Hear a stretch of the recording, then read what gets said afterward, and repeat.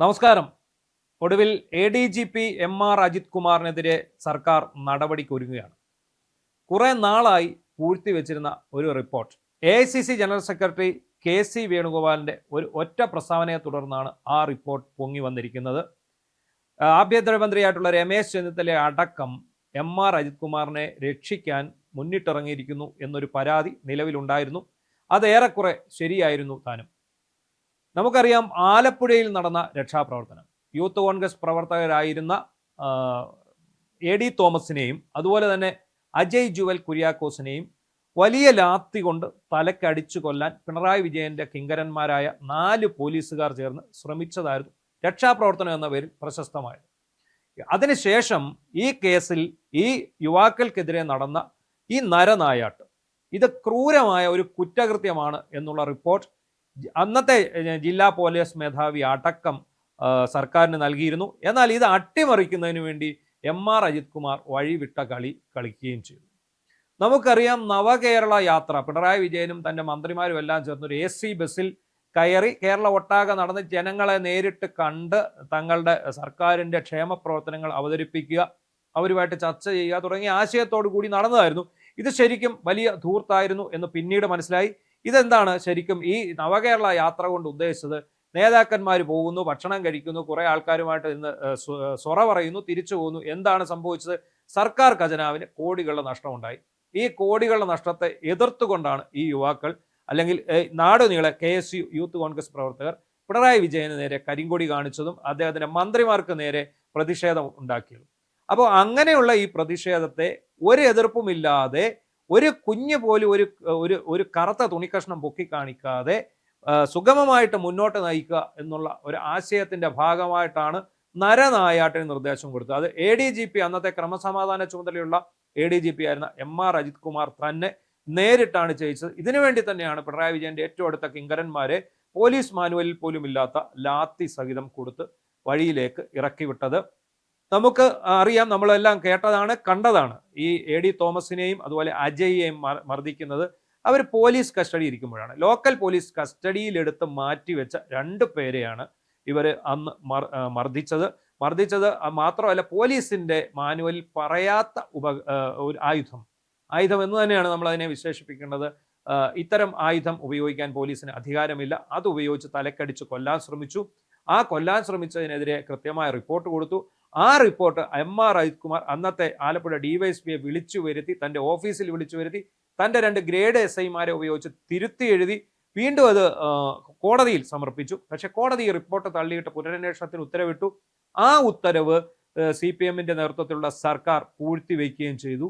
പിന്നീട് UDF സർക്കാർ അധികാരത്തിൽ വരുമ്പോൾ ആദ്യ പത്രസമ്മേളനത്തിൽ VD സതീശൻ പ്രഖ്യാപിച്ചത് ഈ യുവാക്കൾക്കെതിരെ നടന്ന അന്വേഷണം, അതിനെ വേണ്ടി പ്രത്യേക സംഘത്തെ രൂപീകരിച്ചുകൊണ്ട് ഈ അക്രമത്തിനെതിരെ അന്വേഷിക്കാൻ പ്രത്യേക സംഘത്തെ രൂപീകരിക്കുന്നു. ക്രൈംബ്രാഞ്ച് SP ആയിട്ടുള്ള ഷൗക്കത്ത് അലിയെ അതിനായിട്ട് നിയോഗിക്കുന്നു. അതുപോലെ തന്നെ ദിലീപിന്റെ കേസ് അന്വേഷിച്ച ബിജു പൗലോസ് എന്ന DYSP, ഇവർ അതിവേഗം അന്വേഷണം പൂർത്തിയാക്കി. അവസാനം ഈ അന്വേഷണത്തിന്റെ വിവിധ ഘട്ടങ്ങൾ പിന്നിട്ട് ചെന്നപ്പോൾ എല്ലാ അന്വേഷണ ഉദ്യോഗസ്ഥരും സത്യമായി പറഞ്ഞു, MR അജിത് കുമാർ എന്ന ADGP-യാണ് ഇതിന് പിന്നിലെന്ന്. അതിനാവശ്യമായ തെളിവുകളും കിട്ടി. കാരണം ഈ ഉദ്യോഗസ്ഥർക്കൊക്കെ അറിയാമായിരുന്നു, ഇത് പിന്നീട് ഒരു സർക്കാർ മാറി വന്നാൽ, ഒരു അന്വേഷണം വന്നാൽ തങ്ങളുടെ തലയിൽ വന്ന് വീഴും, ഇത് ADGP തങ്ങളുടെ തലയിലാക്കി രക്ഷപ്പെടും എന്നറിയാവുന്നതുകൊണ്ട് അവർ ആദ്യകാലത്തെ അന്വേഷണ റിപ്പോർട്ടുകൾ മുഴുവൻ സൂക്ഷിച്ചു വെച്ചിരുന്നു. അത് ഈ പറയുന്ന പ്രത്യേക സംഘത്തിന് കൈമാറി. മാത്രമല്ല, ഏതൊക്കെ ദിവസം ADGP തങ്ങളെ വിളിച്ചു, ഏതൊക്കെ ദിവസം തങ്ങളെ പോലീസ് ആസ്ഥാനത്ത് എത്താൻ ആവശ്യപ്പെട്ടു, അവിടെ എത്തിയപ്പോൾ എന്താണ് സംഭവിച്ചത്, ഈ കാര്യങ്ങളൊക്കെ തന്നെ ഈ അന്വേഷണ സംഘം മൊഴിയായിട്ട് കൊടുത്തു. ഇതേ മൊഴി ക്രോസ് ചെക്ക് ചെയ്തപ്പോൾ ADGPയുടെ ഓഫീസിലുള്ള 2 ASIമാർ, ഗ്രേഡ് ASIമാർ, അവർ പറഞ്ഞു, ശരിയാണ്, ഞങ്ങളെ കൊണ്ട് അദ്ദേഹമാണ് ഇത് ചെയ്യിച്ചത്. ഇതോടെ അക്ഷരാർത്ഥത്തിൽ ADGP അജിത് കുമാർ കുടുങ്ങി. അപ്പോഴാണ് അദ്ദേഹത്തിന് ഈ വരുന്ന മാസം, ഈ ജൂലൈ മാസം 31-നകം അദ്ദേഹം DGP പദവിയിലേക്ക് സ്ഥാനക്കയറ്റം കിട്ടേണ്ട ആളാണ് എന്നുള്ള വസ്തുത പുറത്തു വരുന്നത്. ഇതോടുകൂടി അജിത് കുമാർ നെട്ടോട്ടം ഓടാൻ തുടങ്ങി.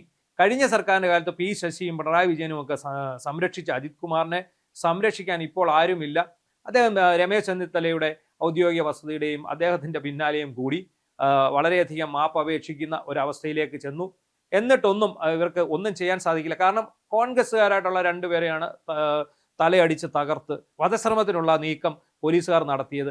അങ്ങനെയുള്ള ഒരു സാഹചര്യത്തിൽ ഒരു കാരണവശാലും ഇദ്ദേഹത്തെ സംരക്ഷിക്കാൻ രമേശ് ചെന്നിത്തലയ്ക്കോ ബാക്കിയുള്ളവർക്കോ കഴിയില്ല.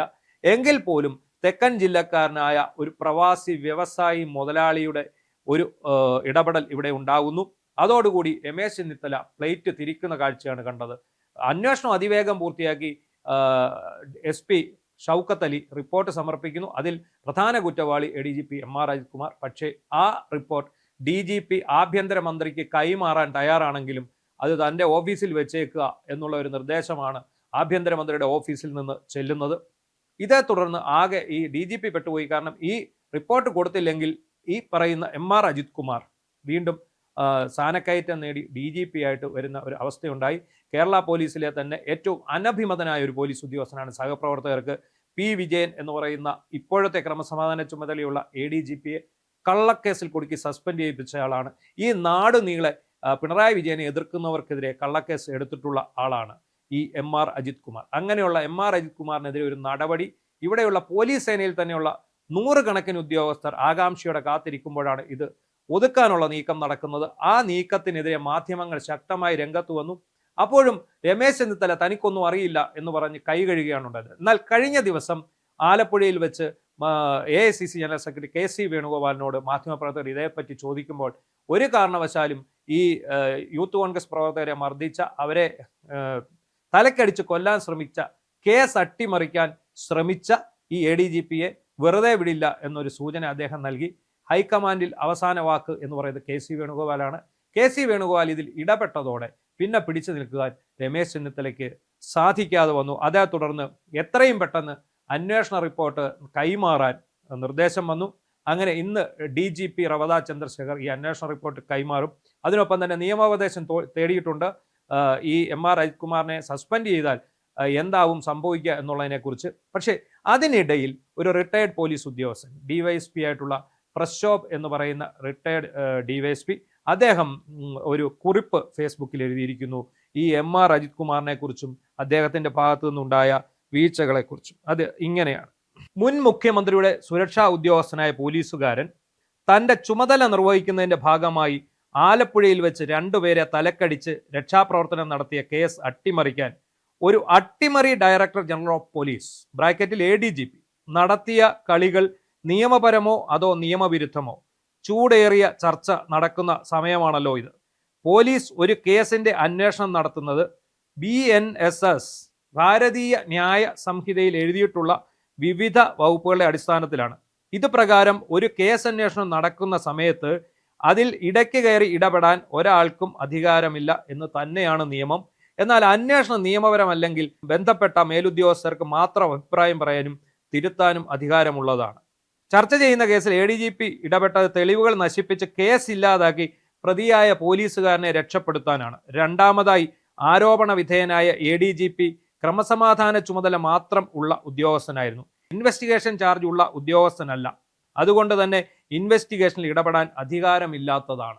മേൽപ്പറഞ്ഞ 2 കാര്യങ്ങൾ അധികാര ദുർവിനിയോഗമാണ്, അബ്യൂസ് ഓഫ് പവർ.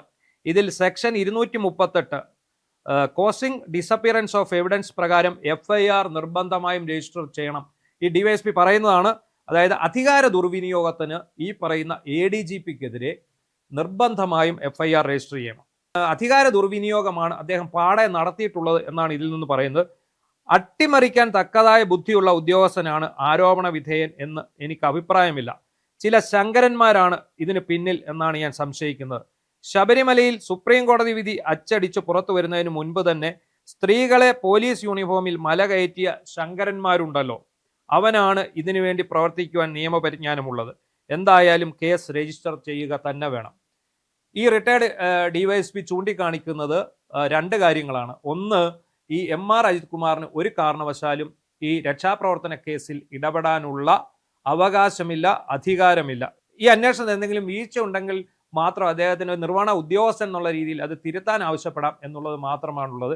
അല്ലാത്ത ഒരു സാഹചര്യത്തിൽ, അതായത് മറ്റൊരാൾ അന്വേഷിക്കുന്ന ഒരു കേസിൽ ഒരു തരത്തിലും കക്ഷിയല്ലാത്ത ഈ ഉദ്യോഗസ്ഥൻ കയറി ഇടപെടുന്നത് അധികാര ദുർവിനിയോഗമാണ്. ഈ അധികാര ദുർവിനിയോഗം നടത്തിയതിന് അയാൾക്കെതിരെ FIR രജിസ്റ്റർ ചെയ്യണം എന്നുള്ളതാണ്. മറ്റൊന്ന്, അദ്ദേഹം എങ്ങും തൊടാതെ പരോക്ഷമായി പറഞ്ഞിരിക്കുന്നത് മറ്റൊരു SP ഉദ്ദേശിച്ചാണ്. ശബരിമലയിൽ യുവതികളെ എത്തിക്കുന്നതിന് നേതൃത്വം കൊടുത്ത SP, ആ SP പേരിലാണ് അദ്ദേഹം വീണ്ടും ഒരു ആരോപണം ഉന്നയിക്കുന്നത്. ആ SP ആയിരിക്കാം ഈ ADGPക്ക് ബുദ്ധി പറഞ്ഞു കൊടുത്തത് എന്നാണ് പറയുന്നത്. എന്താണെങ്കിലും ഇന്ന് അറിയാം ADGP MR അജിത് കുമാറിൻ്റെ വിധി എന്താണെന്നുള്ളത്. ഇപ്പോൾ അദ്ദേഹം സസ്പെൻഷനിലായാൽ അദ്ദേഹം ആകാംക്ഷയോടെ കാത്തിരിക്കുന്ന, അല്ലെ പ്രതീക്ഷയോടെ ഉറ്റുനോക്കി കാത്തിരിക്കുന്ന ആ DGP പദവി ഇല്ലാതാകുമെന്നല്ല, അതിലേക്കുള്ള സ്ഥാനക്കയറ്റം തടയപ്പെടും. പിന്നീട് ഈ കേസുകളും മറ്റു കാര്യങ്ങളും ഒക്കെ കഴിഞ്ഞതിന് ശേഷം മാത്രമാകും അദ്ദേഹത്തെ വീണ്ടും ആ സ്ഥാനത്തേക്ക് പരിഗണിക്കുക. അത് മാത്രമല്ല, ഇദ്ദേഹത്തിനൊപ്പം ഉള്ളവരുടെ സീനിയോറിറ്റിയേക്കാൾ പിന്നിലേക്ക് ഇദ്ദേഹം പോവുകയും ചെയ്യും. വീണ്ടും ഒരു ADGP ആയി തന്നെ തുടരേണ്ടി വരികയും ചെയ്യും. അങ്ങനെ ഒരു സാഹചര്യത്തിൽ എങ്ങനെയും തനിക്ക് സ്ഥാനക്കയറ്റം നേടിയതിന് ശേഷം തനിക്കെതിരെ നടപടി ഉണ്ടാകണം എന്നുള്ളതായിരുന്നു അദ്ദേഹത്തിൻ്റെ ഒരു ആവശ്യമെന്നാണ് അറിയുന്നത്. അതിനുവേണ്ടിയുള്ള ഒരു ശ്രമമാണ് രമേശ് ചെന്നിത്തലയുടെ നേതൃത്വത്തിൽ നടന്നതെന്നാണ് ഒരു ആരോപണം ഉണ്ടായിരിക്കുന്നത്. എന്താണെങ്കിലും കോൺഗ്രസിൻ്റെയും യൂത്ത് കോൺഗ്രസിൻ്റെയും സാധാരണ പ്രവർത്തകരുടെയും വികാരം മാനിച്ച് AICC general secretary KC Venugopal ഇടപെടുകയാണ്. അങ്ങനെ വന്നാൽ ADGP MR അജിത് കുമാർ ഇന്ന് തന്നെ സസ്പെൻഷനിലാകും എന്നാണ് സൂചന.